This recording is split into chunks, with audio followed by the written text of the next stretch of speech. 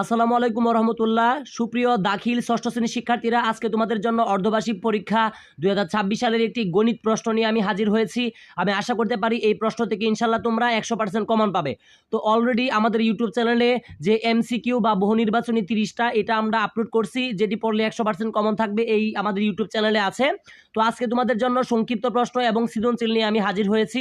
সংক্ষিপ্ত প্রশ্ন যেগুলো দিব এবং সৃজনশীল যেগুলো দিব ইনশাল্লাহ সেগুলোই তোমাদের পরীক্ষাতে কমন থাকবে। তো তোমাদের কাছে ছোট্ট একটা রিকোয়েস্ট থাকবে, যারা আমাদের চ্যানেলে নতুন অবশ্যই চ্যানেলটিতে একটি লাইক দিয়ে চ্যানেলটি সাবস্ক্রাইব করে পাশে থাকবে। দেখো ভিডিওটার নিচে লেখা আছে ইংলিশে সাবস্ক্রাইব, একটা ক্লিক করো, তাহলেই তোমাদের চ্যানেলটি সাবস্ক্রাইব হয়ে যাবে। পরবর্তীতে যখনই ভিডিও আপলোড করব তোমার কাছে সর্বপ্রথম চলে যাবে। তো আমি আর কথা বাড়াতে যাচ্ছি না। দেখো তোমাদের পরীক্ষাতে টোটাল সময় থাকবে হচ্ছে 2 ঘন্টা 30 মিনিট এবং পূর্ণমান মানে 70 নাম্বারের পরীক্ষা হবে লিখিত।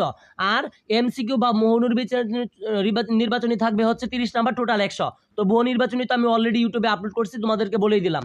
তো দেখো যে কোনো 10টি প্রশ্নের উত্তর দাও, অর্থাৎ তোমাদের পরীক্ষাতে টোটাল সংক্ষিপ্ত প্রশ্ন দেওয়া থাকবে 15টি, তার মধ্যে তোমাদেরকে 10টা আনসার করতে হবে। তো এখানে তোমরা দেখতে পারতেছো অলরেডি এখানে 15টা আছে, তো তোমরা তার মধ্যে 10টা আনসার করলে হচ্ছে। যেমন আমি বলে দিচ্ছি প্রশ্নগুলো।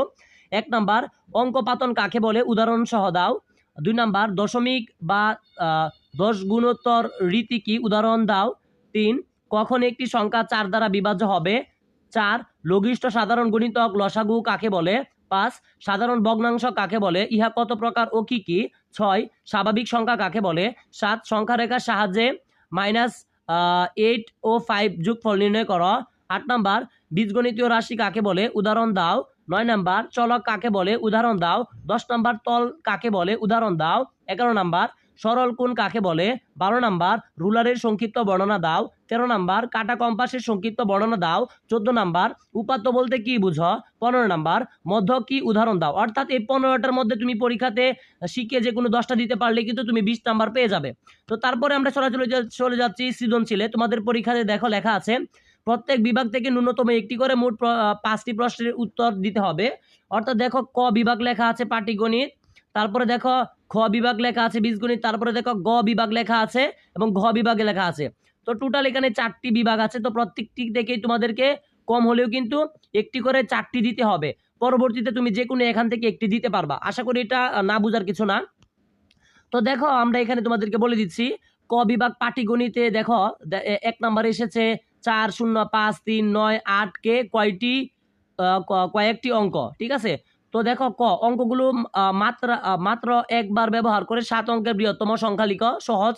খ নাম্বার, উপরোক্ত অঙ্কগুলো দ্বারা বৃহত্তম ও ক্ষুদ্রতম সংখ্যা লিখো যার প্রথমে 3 এবং শেষে 8 আছে, ঠিক আছে। গ সার্থক অঙ্কগুলো নিয়ে গঠিত বৃহত্তম সংখ্যাটি স্থানীয় মান নির্ণয় করো, ঠিক আছে। তো এই যে 3টা আছে ইনশাল্লাহ এইগুলো পড়লে কমন থাকবে। 2 নাম্বারটা দেখতে পারতেছো, এটাও খুব ভালো করে পড়বা। যে দেখা যাচ্ছে 24, 36, 72 ও 96 4টি সংখ্যা উদ্দীপক দেওয়া আছে। তো ক গুণনীয়কের সাহায্যে প্রথম ও দ্বিতীয় সংখ্যার গসাগু নির্ণয় করো। খ কোন ক্ষুদ্রতম সংখ্যাকে প্রদত্ত সংখ্যাগুলো দ্বারা ভাগ করলে যথাক্রমে 18, 30, 66 ও 90 ভাগশেষ থাকবে। গ 5 অঙ্কের কোনো বৃহত্তম সংখ্যাকে প্রদত্ত সংখ্যাগুলো দ্বারা ভাগ করলে প্রত্যেকে ভাগশেষ 10 থাকবে। তারপরে দেখো তোমাদের যে খ বিভাগ বীজগণিত এখানে এসে পড়েছি। তো 3 নাম্বার যে দেখতে পারতেছ এটা তোমরা একটু পড়ে নিও। 3 নাম্বার সৃজনশীলটা আমি আর বলতেছি না, একদম ক্লিয়ার দেখা যাচ্ছে, বলে আর সময় নষ্ট করতে যাচ্ছি না। 3 নাম্বার সৃজনশীলটা ভালো করে দেখবা। 4 নাম্বার সৃজনশীলটা দেখো লেখা আছে 1 কেজি চালের দাম পি টাকা এবং 1 কেজি লবণের দাম কিউ টাকা হলে। তো এখানে দেখতে পারতেছে ক খ গ দেওয়া আছে, এগুলো শিখবা। গ বিভাগে দেখো জ্যামিতি দেওয়া আছে A B O C D সরল রেখা দুটি পরস্পর ও বিন্দুতে ছেদ করেছে। ও এম ও ও এন যথাক্রমে কোণ এ ও ডি এবং কোণ বি ও সি এর সমদ্বিখণ্ডক, ঠিক আছে। তো 5 নাম্বারটা খুব ভালো করে শিখবা, ঠিক আছে, যাতে তোমরা পরীক্ষায় লিখতে পারো গিয়ে। 6 নাম্বারটা দেখো দেওয়া আছে উপরে একটা রেখা দেওয়া আছে এ বি 4.7 সেন্টিমিটার। তো এটা দেখে তোমরা জ্যামিতি আঁকবা আর কি, খুবই সহজ। তো সর্বশেষ দেখো তোমাদের যে ঘ বিভাগ থাকবে তথ্য ও উপাত্ত।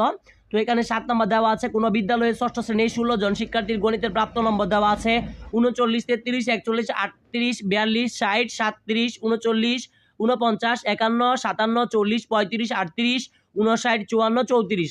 তো এখানে দেখো লেখা আছে উপাত্ত সর্বোচ্চ সর্বনিম্ন পার্থক্য নির্ণয় করো, উপাত্তের গড় নির্ণয় করো, গ উপাত্তের মধ্যক নির্ণয় করো। সহজ আছে এগুলো।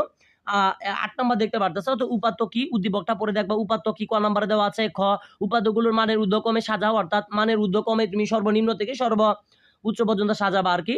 গ নাম্বার গড় নির্ণয় করো। অর্থাৎ তোমাদের সাথে আজকে যে প্রশ্নটি নিয়ে আলোচনা করেছি, ইনশাল্লাহ আমি আশাবাদী এই প্রশ্নটি থেকে তোমরা পরীক্ষাতে কমন পাবে।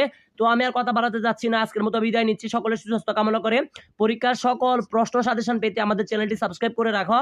এবং তোমাদের যদি কোনো বিষয় বুঝতে অসুবিধা হয় তাহলে দেখো এই ভিডিওর যে ডিসক্রিপশন বক্স রয়েছে, দেখো লেখা আছে ভিডিওর নিচে MORE মোর, এখানে একটা ক্লিক করে আমাদের ইউটিউব চ্যানেলের যে হোয়াটসঅ্যাপ নাম্বার আছে আমাদের সাথে যোগাযোগ করে তোমরা জানতে পারো। তো আজকের মতো বিদায় নিচ্ছি, সকলের সুস্বাস্থ্য কামনা করে।